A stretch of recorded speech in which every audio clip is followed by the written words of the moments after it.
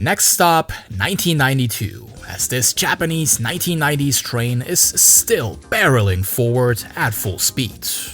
Maybe a little too full speed for some, because 1992 was the year Japan witnessed what may be the most legendary act of involuntary projectile vomiting in recorded history, courtesy of the most powerful man on Earth. Hey, my name is ANIKI, and you're watching Timeline Japan 1990s. And for those of you with stronger stomachs, we've got quite the menu lined up.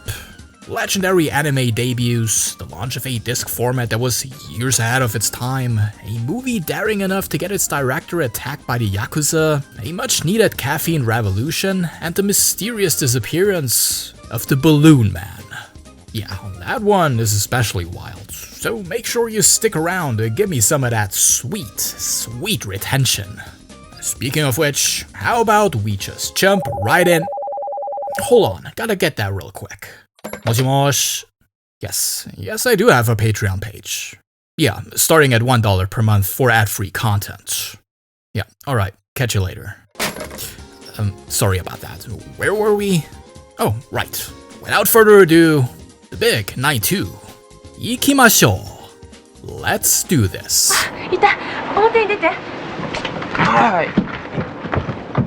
Nope, I did not make that up. On January the 8th, 41st President of the United States, George H.W. Bush, made a certain kind of diplomatic history when he vomited directly onto the Japanese Prime Minister Miyazawa Kiichi. Allow me to explain. The occasion was a formal banquet at Tokyo's prime ministerial residence, part of a 12-day trade-focused trip through Asia. It was a necessary piece of post-Cold War diplomacy, though that certainly didn't rule out a little bit of fun along the way. Earlier that same day, Bush Sr. had teamed up with US Ambassador Michael Armacost for a doubles match of tennis against Emperor Akihito and Crown Prince Naruhito. You know, Wii Sports style. The Japanese royals won, and perhaps the feat was simply too much to stomach for the Americans. Because when the banquet arrived later that same evening, Papa Bush made his feelings about Japanese cuisine perfectly clear. Between the second and third courses, he suddenly threw up into the Japanese Prime Minister's lap and fainted, in front of 135 diplomats. Awkward. To be fair, Bush handled the situation like a man and was actually totally fine. A mild stomach virus, as it turned out. And by the following day, he was well enough to hold a joint conference with Emperor Akihito, dignity more or less intact. But the vomiting incident itself, legendary. Americans had their fun with it in the days and weeks that followed naturally. In Japan, however, the story took on a life of its own. The term bushusuru, roughly translating to pulling a bush, entered the Japanese vernacular as the go-to expression for projectile vomiting, with or without a head of state in the vicinity. An awkward, entirely harmless, and utterly unforgettable moment, and one absolutely spectacular way to kick off 1992 in Japan. February then brought a good reason for the Japanese themselves to bushusuru, when on the 19th, the nation's economic planning agency had a confession to make. Japan had entered a recession. This had of course been knocking on Japan's door for the better part of 2 years, but now it was official, confirmed, on paper, in black and white, and even the most committed recession deniers could no longer look away. We've already seen how dramatically the Nikkei stock index had fallen at the turn of the decade, but the real gut punch of 1992 was the real estate market. The so-called Tochi Shinwa, or the myth of land, the deeply held belief that property values in Tokyo could simply never go down, had been well and truly shattered that year. Banks had effectively stopped lending money for real estate speculation, and with that faucet dry for over a year, the market had quietly collapsed underneath everyone's feet. Real estate prices in Tokyo and Osaka, for example, were down 15 to 20% in just a single year, and loans that had seemed perfectly reasonable at the height of the bubble were now starting to look really bad. The legendary corporate bonuses of the late 80s were slashed across the board. The job market tightened so severely that the period earned its own grim nickname, the Employment Ice Age. And so, February of 1992 became a turning point. The moment the entire country had to collectively face reality, the official end of the bubble era, and the beginning of what history would come to call the Lost Decade.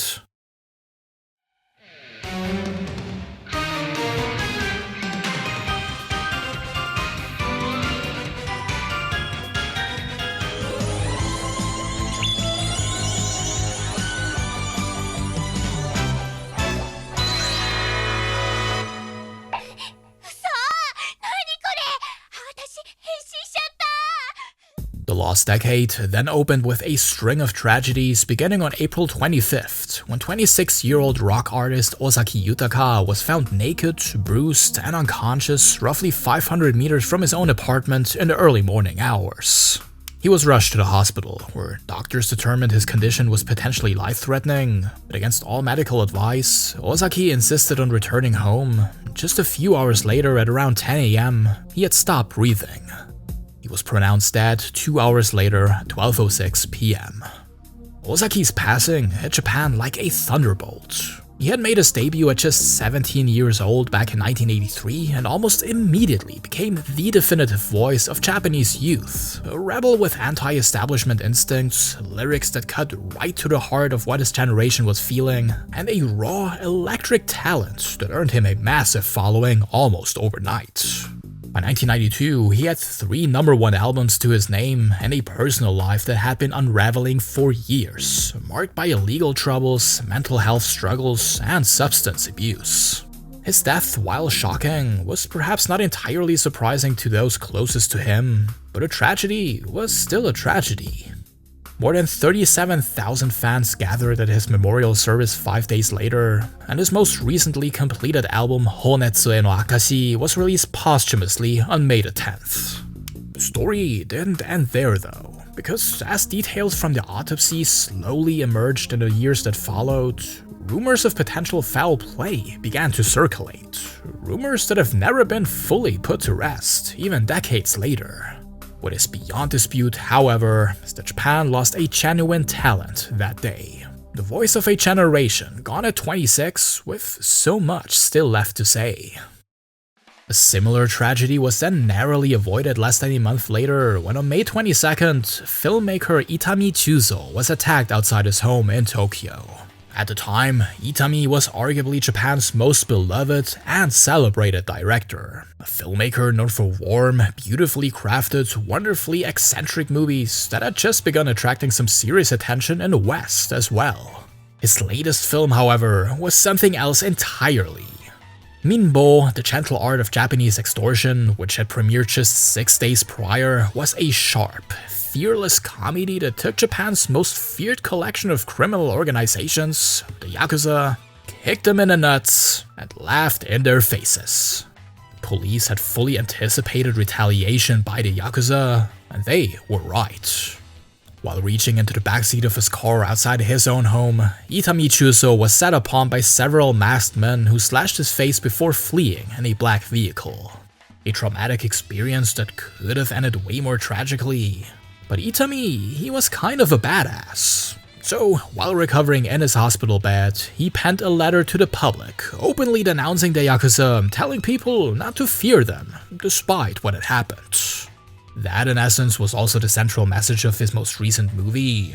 So, the attack on Itami Jūzo became perhaps the most effective involuntary marketing stunt in Japanese film history. Minbo became a massive critical and commercial success. The assailants, members of the Goto-gumi, a Yamaguchi-gumi affiliate, were arrested. Itami, still wrapped in bandages, held a press conference alongside his wife and film's lead actress that became the stuff of legend.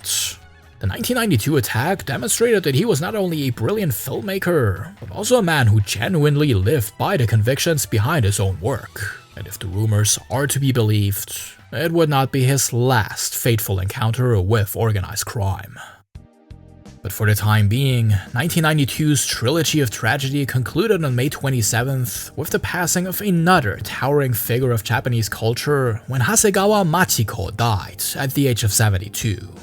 And if that name doesn't ring a bell, it absolutely should. Making her professional debut in 1935 at just 15 years old, Hasegawa became the first professional female manga artist in history. A pioneer in the truest sense of the word, at a time when the industry she was entering had no real place for her just yet.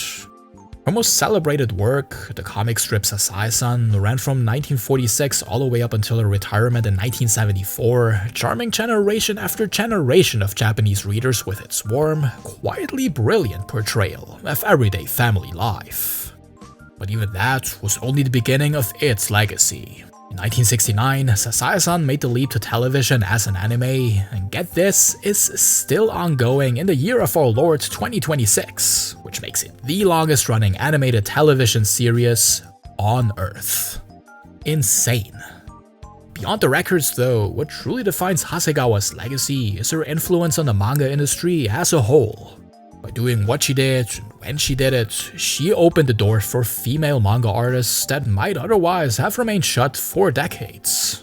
Works like Sailor Moon, which, as we just saw, made its anime debut just a few months prior to Hasegawa's passing, might never have existed in the form we know them without the foundation that Hasegawa helped lay. For that, and for so many other reasons, she stands as one of the great pioneers in Japanese entertainment history. お疲れ様でした、長谷川さん。コマーシャルタイムです。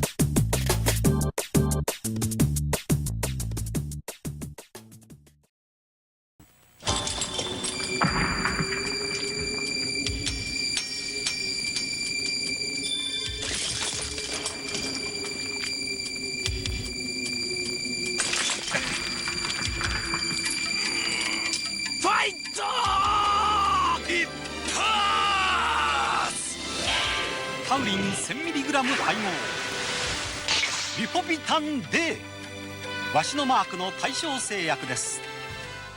In August, beverage giant Suntory changed the lives of overworked Japanese caffeine addicts forever with the launch of one of the most iconic canned drinks in the country's history, Boss Coffee. Now, the idea of putting coffee in a can and dropping it into a vending machine was hardly new, but 1992, the canned coffee market in Japan was already a battlefield. Asahi had their Joe coffee, and Suntory themselves had been in the game since 1987 with a product called West, which had been doing fine. Not great, just fine.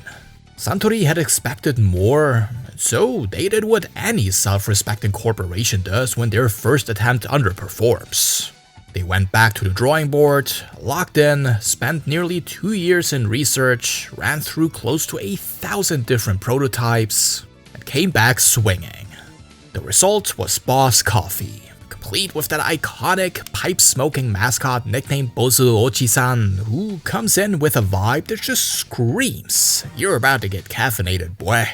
Now, Boss launched in several different blends and flavors, but the target demographic was always crystal clear. Heavy coffee drinkers and demanding jobs, which, given that Japan was now firmly in the grip of an economic downturn and its workforce was more overworked and sleep-deprived than ever before, was an absolutely inspired piece of timing.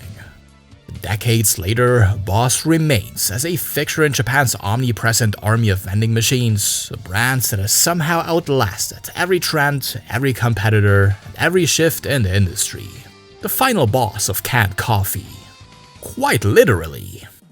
Also in August on the 16th, a piece of high school baseball lore that Japan has never quite forgotten. Because what happened at Hanshin Koshien Stadium that day was less a sporting event, and more a full-scale national incident. A quick note for the uninitiated. High school baseball in Japan is not a niche thing. The annual National High School Baseball Championship is one of the most watched sporting events in the entire country. This is serious business. And in the summer of 1992, the tournament had one player that everyone had come to see. Matsui Hideki of Seiryo High School, nicknamed Godzilla. At just 17 years old, he was closing in on 60 career home runs in high school, a frankly absurd number, and had already been earmarked as a future star of the game. And so, of course, the crowd at Koshien that day was buzzing with anticipation going into Seiryo's second round match against Meitoku Gichuku High School. What followed was not quite what anyone had in mind though. Meitoku Gichuku's coach had watched Matsui play and reached a very simple conclusion. His team could not afford to let this kid swing that bat. Not even once. And so he instructed his pitcher to intentionally walk Matsui every single time he stepped onto that plate. All 5 times. 20 pitches, not one of them anywhere near the strike zone. Technically legal? Yes. Spectacularly controversial? Double yes. By the 9th inning, with Matsui being walked for the 5th and final time, the stadium erupted. Megaphones, empty cans, and assorted debris rained onto the field. Threats were screamed at Meitoku's players, and the umpires were forced to stop the game to clear the pitch. And much to the crowd's dismay, Meitoku Gichuku's nasty little strategy totally worked. They won 3-2, and the match became a bona fide national scandal overnight, causing a massive debate about sportsmanship versus win-at-all-costs mentality. But no matter which side you stand on, this is exactly the kind of drama that sports need every now and then. And as for Matsui Hideki himself, well, he lost that battle, but he won the war. He lived up to the hype, became one of the greatest Japanese baseball players to ever do it, a New York Yankee in the 2000s, and an absolute legend of the sport. One of the most memorable moments of his illustrious career though, getting intentionally walked 5 times in a row in a Japanese high school baseball tournament in August of 1992. Walking 5 times then turned from being a sleazy little tactic to triggering a collective sigh of relief for students across Japan. Because on September 12, 1992, public schools in Japan began a gradual rollout of the 5-day school week. That's right, up until that point, every student in a Japanese public school attended classes 6 days a week. Or 5.5 to be precise, since Saturday was at least mercifully short. Now, the initial September 1992 reform started somewhat modestly. Students would now get every second Saturday of the month off. Progress. Slow, deeply bureaucratic progress, but progress nonetheless. The 4th Saturday of each month then followed in 1995, and by 2002, most public schools across Japan had finally made the full switch to a 5-day week every week of every month. Why Personas still insists on sending me to school on Saturdays instead of just letting me romance Chihiro Fushimi more efficiently is a question for another time. But what I do know is that Japanese students must have been absolutely thrilled going back to school after the summer of 1992, knowing that their Saturdays were at least partially their own now, especially considering that our 1992 ANIKI Game of the Year was just around the corner. Game of the Year.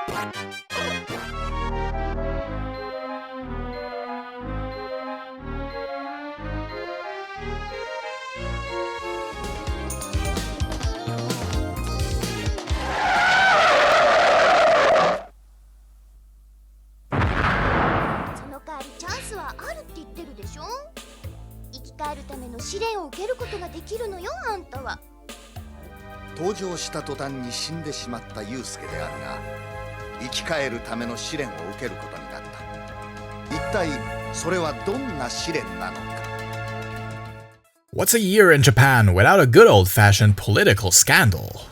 Well, October 21st has got you covered. That day, Kanemaru Shin, LDP member of the House of Representatives, former deputy prime minister, and a man who had never once been accused of keeping a low profile, resigned from his seat. And yes, of course, it was because of some massive controversy. You might remember Kanemaru from his 1990 cameo in this series. You know, when he flew to Pyongyang to shake Kim Il-sung's hand and allegedly wept in the presence of the eternal president. Well, 1992 turned out to be quite the year, even by his lofty standards.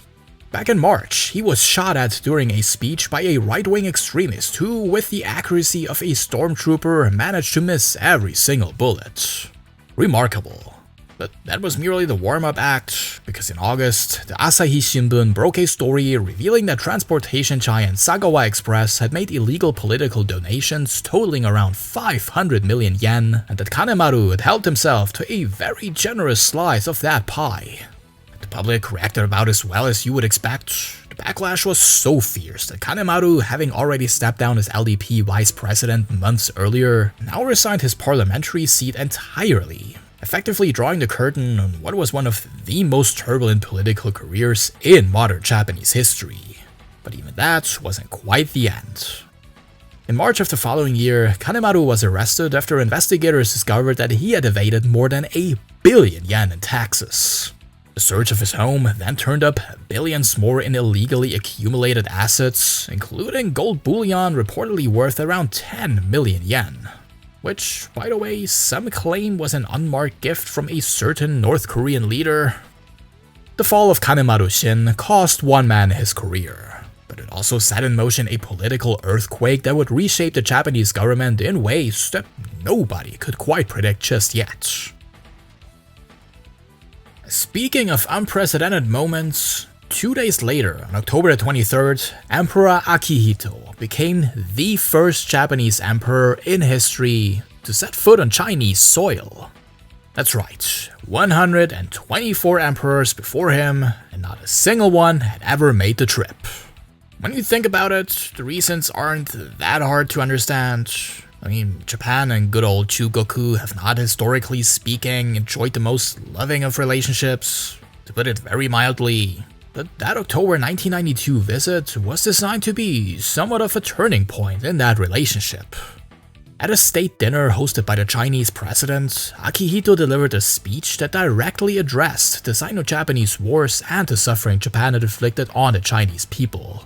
A speech that reportedly deviated from the draft prepared by the Ministry of Foreign Affairs, with the emperor said to have personally revised it in his own words. That tracks. From almost the moment his father Hirohito passed away, Akihito had been quietly but consistently expressing remorse toward the Asian nations that suffered during Japan's imperial period, with China at the very top of that list. The 1992 visit by the emperor, which had actually been planned since the 1970s but repeatedly delayed, offered the most significant stage yet for that message. And it was not without controversy back home in Japan. The Tiananmen Square incident of 1989 still hung heavily over China's international relations, and many Japanese saw the imperial visit as handing Beijing a diplomatic lifeline it hadn't earned. In the long run, the trip did open the door to a decade of economic cooperation between the two nations, but it didn't even come close to resolving the deep-rooted tensions that have defined the relationship for centuries. But what it did do unambiguously was make history. First, and so far only, official visit of a Japanese emperor to China. That alone is remarkable. And hey, for what it's worth, Akihito did not bushusuru on any Chinese officials, which, as we now know, is not something you can always take for granted. Commercial time です。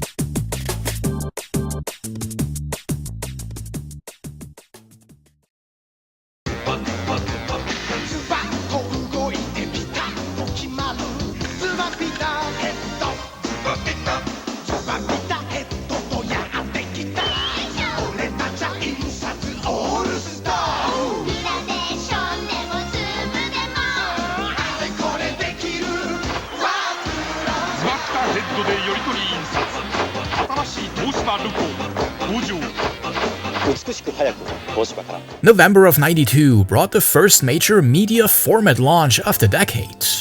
Ladies and gentlemen, the MiniDisc, a format that proves that, at least in Japan, size doesn't matter. You may know the MiniDisc primarily as one of history's most famous commercial flops, a format that somehow everybody has heard of and essentially nobody used.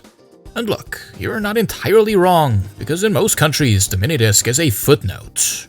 But here's the thing. In Japan, it was genuinely a big deal. Developed by Sony, yes, again with the Sony, I know, MiniDisc arrived in late 1992 into a fascinating media landscape. CDs, co-developed by Sony themselves, were just becoming affordable to mainstream consumers and were looking increasingly like the future of high-fidelity home audio. Cassette tapes, meanwhile, were slowly starting to lose ground. Right there, in the gap between those two, Sony spotted an opportunity. A format that was ultra-portable, reliable, and most importantly, recordable. CDRs didn't exist yet in 1992 and were expected to take years to become affordable even after they eventually arrived. And the MiniDisc was supposed to be Sony's answer to that exact problem. It crashed and burned spectacularly in the US. In Europe, it found a modest audience. But in Japan, it clicked. By 1997, Sony was shifting around 5 million of the little plastic encased discs per year in the domestic market alone, and the dream of creating a true successor to the cassette tape seemed, at least for a moment, within reach. Check this out, Japan even got MiniDisc kiosks, vending machines where you could compile a custom list of singles onto a single disc. Think iTunes, but physical, and in a konbini in the late 90s. Cost about 500 yen per song, which wasn't cheap, but let's not pretend like this isn't one of the coolest things you've ever seen. Unfortunately, MP3 players and then the actual iTunes came along shortly after and rendered the whole experiment moot. The MiniDisc was discontinued in 2013. But even in defeat, it remains a genuinely fascinating little format with a loyal fanbase that refuses to let it go entirely. And in Japan especially, it had a genuine moment in the sun that deserves to be remembered. Later that same month, Japan bore witness to perhaps the strangest story of the entire year: the disappearance of Fusen Ochi-san, or the Balloon Man. Despite the nickname, Suzuki Yoshikazu was neither an aeronautical engineer nor a balloon salesman. He was a 52-year-old piano tuner from Tokyo who, by late 1992, was drowning in somewhere between 400 and 500 million yen of post-bubble debt, with around 20 creditors breathing down his neck. His solution? A world record stunt that would generate enough media sponsorship deals to wipe the slate clean. Genius. Now, what kind of world record did Suzuki have in mind, you ask? Well, the man had a thing for balloons, so earlier that year in April, he strapped a bunch of helium balloons to a regular lawn chair, took off, flew 24 kilometers at an altitude of 5,600 meters, and only came back down when he crash landed on the roof of a private building nearly an hour later. Completely insane, and that was just a test flight. Because 7 months later, on the shores of Lake Biwa, Suzuki was back for the real thing. A solo crossing of the Pacific Ocean by balloon gondola. His trusty aircraft, a crudely assembled wooden basket attached to 26 massive helium balloons, nicknamed Fantasy Go. And at 4:20 PM on November 23rd, he cut the rope and set off for Nevada. It would be his last flight. An SOS signal was picked up from the Fantasy Go the following day, and on the 25th, Suzuki was spotted floating at 2,500 meters near Miyagi Prefecture, alive, waving, and dropping items overboard to gain altitude. Since everything seemed fine so far, nobody came to rescue him. But after that, radio silence. That was the last time anyone ever saw or heard from the Balloon Man. His family filed a missing persons report and a search was launched, but to this day, nobody truly knows where he ended up. Some speculate he drifted as far as Russia's Kamchatka Peninsula. He was officially declared dead in 1999. A story equal parts insane, funny, and tragic, and a perfect illustration of just how Japan's collapsing bubble economy pushed some people to their absolute limits. Rest easy, Balloon Man. And finally, to close out yet another remarkable year, on December 3rd, Japan took a quiet but genuinely significant step into the digital future with the founding of Internet Initiative Japan, the country's very first commercial internet service provider. Now, the full importance of getting Japan online probably doesn't need that much explaining, but here's some context worth appreciating. This was still several months before the World Wide Web was officially made available to the general public, so basically, when it came to the internet, Japan wasn't late to the party. They helped set up the chairs. A team led by Suzuki Koichi saw what was coming and moved fast. By November of 1993, IIJ had the first commercial internet connectivity services up and running, and the year after that, Japan got its very first dial-up access. Over the span of less than 2 years, they had laid the groundwork for ordinary Japanese citizens to go online. Not that most of them rushed to do so. Despite being one of the earliest countries to build the infrastructure, Japan's public internet adoption lagged behind the US and much of the West for several years, a gap that wouldn't truly close until Japan became an early pioneer of mobile internet, which is a story for the late 90s. Stay tuned. But hey, none of that diminishes what IIJ built. The founding of Japan's first ISP in December of 1992 was the beginning of everything that followed, the plumbing that the modern Japanese internet runs through to this day. And let's be honest, the internet would be considerably less interesting without the Japanese on it. And that about does it for the year 1992. Next stop, good old 93. And I don't know about you, but I personally can't wait to do some more time traveling. Till then, there are some people I gotta thank. The amazing boys and girls over on patreon.com/ANIKI-history, including the Hockey Channelman, Saxonfox, D-Fox, Saikajo, Khalid Lepta, Xowiabu, Drycoat, Kevin Hickson, Buns, Journeyman351, RK0, Michael Smith, Hajimeno James, Utku Hussein Kaya, Steve Matsui, Hai Painen, Javier Soravia, Midnight Channel, Turam, Maruinu, Boo Cakes, CJ and Mary, Cats and Soup, Chart B-Man, Van Harridine, White Gilden, Sierra DC, T-Bird, Metal Mama, Ian Farmer, Chris Wallace, JR Horse, Adea Kono, Guillaume Clement y Garcia, Ilya Kuznirovic, Jay-Z, and Quintet. To all of you legends, and to everyone else who tuned in this time, I guess I'll see you next year. じゃあ、またね。